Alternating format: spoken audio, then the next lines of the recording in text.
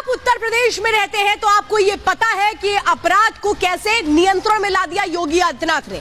अब रात के वक्त भी अगर आप निकलते हैं तो डर नहीं लगता है और योगी आदित्यनाथ का ये जो प्रण है ये बिल्कुल क्लियर है। उन्होंने साफ तौर पे कहा था सरकार बनने के साथ कि भाई अपराध पर तो जीरो टॉलरेंस है, अपराधी भाग जाए नहीं तो छोड़ने पर मैं एक तरह से मजबूर कर दूंगा।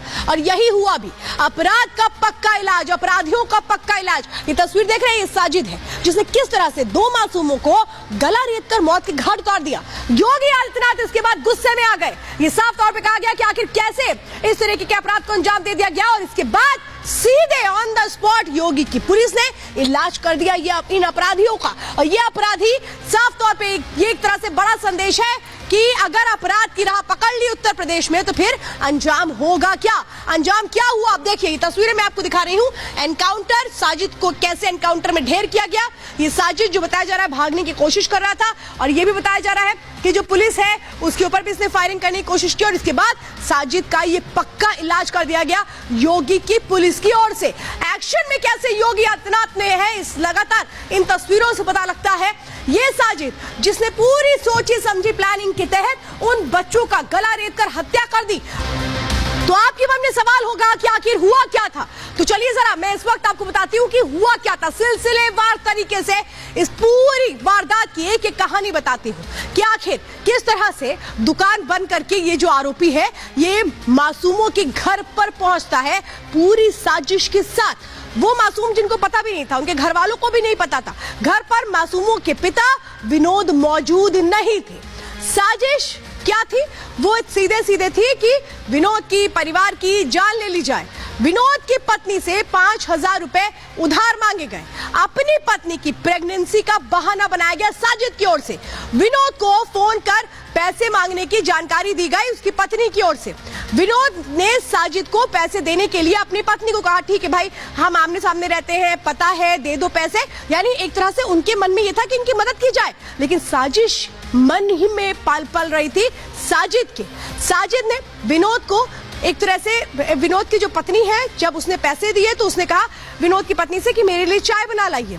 विनोद के बड़े बेटे से पानी मांगा। ये समझिए किस तरह से सब कुछ एक प्लानिंग का हिस्सा था। ये सब कुछ बता देने करना क्या है। छोटे बेटे से पार्लर दिखाने के नाम पर उसे छत में लेकर गया। देखिए ये आप देख रहे हैं बच्चों को छत पे लेकर जाता है साजिद और इसके बाद वो बच्चे जिनको नहीं पता था कि उनके साथ क्या होने वाला है उनकी गला रेत कर हत्या कर दी जाती है। और इसके बाद ये जो साजिद है ये नीचे उतरते हुए अपने भाई के साथ दौड़ता हुआ नजर आता है और उसी वक्त विनोद की जो पत्नी है वो फिर शोर मचाती है क्योंकि पूरे जो एक तरह से कहे कपड़े खून से लथपथ थे साजिद और उसके भाई के और ये बिल्कुल पता लग चुका था कि इन लोगों ने किसी बड़ी वारदात को अंजाम दे दिया है। और आइए अब आपको बताते हैं सिलसिलेवार तरीके से कब क्या हुआ। आप ये समझिए शाम का लगभग 7 बजने वाला था जब दुकान से बाहर निकला साजिद। इसके बाद क्या करता है वो?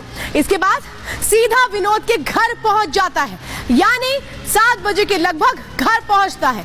इसके बाद 7:10 पर संगीता से 5,000 रुपए मांगता है। मेरी पत्नी की डिलीवरी है इस नाम पर। 7:15 बजे अब बड़े बेटे को पहली मंजिल पर लेकर के जाता है साजिद। ठीक उसके 2 मिनट के बाद पहले से 2 भाई वहां पर मौजूद होते हैं उसके साजिद के। इसके बाद आप समझिए 7:15 बजे एक को दुकान भेजता है, एक को पानी लाने के लिए भेज देता है। ये पूरी प्लानिंग हो रही थी। इसी के बाद अगले पल में आप समझिए कि पूरी कहानी कैसे बदलती है। वो ये कहता है जो उसके एक तरह से जो वहां पर बच्चे मौजूद होते हैं उन्हें नहीं पता था कि उसका गला रेतने जा रहा है।